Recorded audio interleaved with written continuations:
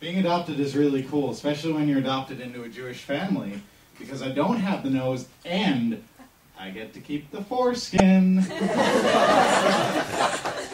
Yeah! I get funny reactions when I tell people I'm adopted. Not the foreskin part, just that I'm adopted. Like, I go up to someone and I'll be like, yo, Mike, did I ever tell you I was adopted? And they'll, like, more than usual, go, ooh. Ooh. It's a weird reaction, isn't it? It's like a combination of being pinched and having someone tell you their hamster just died. Ooh. I've gotten weirder ones too. Like, I'd say my top two weirdest was my friend. I went up to him and I was like, "Hey Ted, you know I'm adopted?" And he was like, "Gosh, that's delicious, isn't it?" I didn't know what he was responding to. It doesn't seem like the proper way to respond to that. The other time I went up to a friend of mine, I was like, "Hey Noah, you know I was adopted?" And he goes, "I'll fight you for it." So we fought. And I lost. Which is good, because I don't know what would have happened if I had won.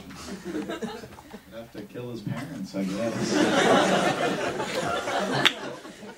That would be sad. That's a sad story. Anyway, being adopted isn't so bad. I'd say the only major drawback is that I don't know my own medical history, or didn't. And that didn't bother me for a while until I was like 10 or so, and some weird stuff started happening, and this is what it was. About once a month, I would start blacking out at sundown, just flat out going completely out. And I would wake up again at sunrise. Normally this is called sleeping. Only I'd be... Turn off the phone. This is an interesting story. Don't look at who it is. Just put it in your pocket. Anyway. It's normally called sleeping, right? But except I'd be waking up somewhere completely different than where I'd fallen asleep. I'd also be naked. It was weird. I didn't understand it. But I dealt with it. And it happened for about a couple of years, maybe like 3 years or so. And I dealt with it, but one time I woke up with fleas. I was like, man, this is too weird. I gotta go see the doctor. Not to mention the neighbors started talking. Every morning I'd wake up to hear someone like talking like, hey, look, it's that kid. The Jewish one? No, he was adopted. Oh, he still got his foreskin. Well, so he does. Look at that. So I decided to go to the doctor and get this checked out. And so I go in to the doctor and I'm like, listen, doc, and I explain my symptoms. And he checks his charts, writes something down, and he says, do you do drugs? And I'm like, don't you check my urine and blood? Like, a lot? Shouldn't you know that?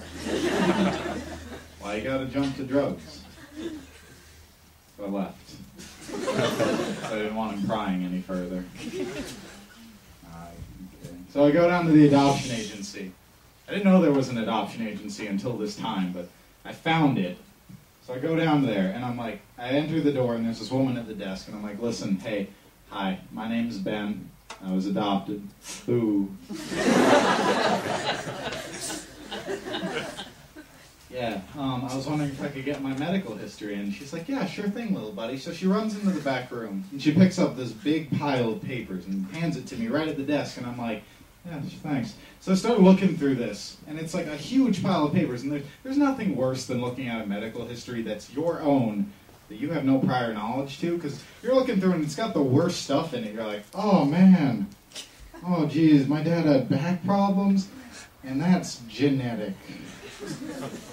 Ooh.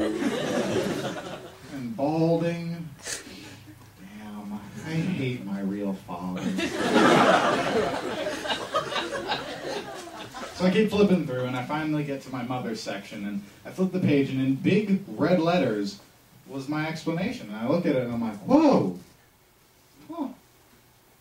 My mother was a werewolf. I never would have saw that coming. I wouldn't have thought that they kept that on file. But the adoption agency is on top of these things. I'm a second generation werewolf. Maybe third. I don't know. It didn't go that far back. And there's nothing you can do. There's no cure. But there are some things you can do to prevent embarrassing circumstances. Like, now I know when the full moons are, and the next time there's a full moon, if you see like a big hairy thing running around in a leotard, Bigfoot's not gay. That's just me. Ready to be naked the next morning. So I just got through with one of the most stressful periods of my life, the college process. And I got into my top 2 schools. To tell you the truth, now that I'm in, now that it's all done with, I don't even know if I want to go to college. It just doesn't call to me, you know, in the same way that, like, the circus does. I always kind of wanted to join the circus because I always thought I had the skills. I have really good balance. I can, like, walk on tightropes and ride unicycles, and I can also juggle. But I realized that circuses don't care if you can do all that stuff.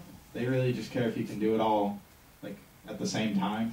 And I'm not that good. I don't know why. It's probably because you can't practice it. There's just a lot of things you cannot practice of the circus arts. I mean, one of the most obvious is sword swallowing. How do you practice that? I think you just need to be born good. I mean, seriously, think about it. What is the thought process behind someone going into that field? Like, gosh, I need a job. What can I do? Circus. But I'm not coordinated. I don't have good balance. I'm not funny enough to be a clown. Sword swallowing. But I'm not good at that either. I'll practice. You gotta start off slow. You know, maybe a rapier. Maybe one of those, like, teeny fencing swords. They're like toothpicks. They're bendy, too. It's like spaghetti. I'm working my way up to a katana and maybe a battle axe. Gotta start off slow. Let's just try this out. It's a little bendy. Ah! Ah! That was an awful idea. Then there's lion taming. That's another step up. I'll never understand lion taming because it's like, what happened? Did the guy backstage, did the prop guy, like, fuck up? Think about it. Some guy back there is, like, getting ready for a big show. He's like, all right, I've got my whip. Do you have my trank gun in case something goes wrong? Oh, gosh. No. We just misplaced that. But, geez, we can hook you up with, like, a chair.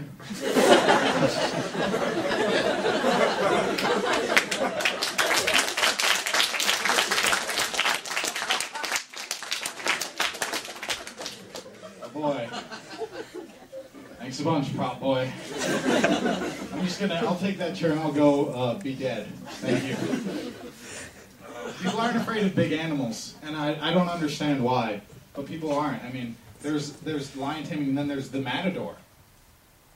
What was the brilliant think tank that came up with the matador? Imagine a bunch of people in the room like, okay,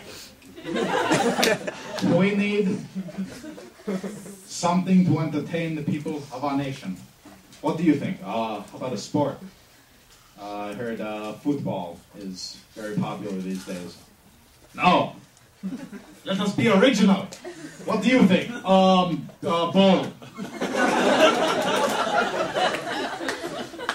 Go on.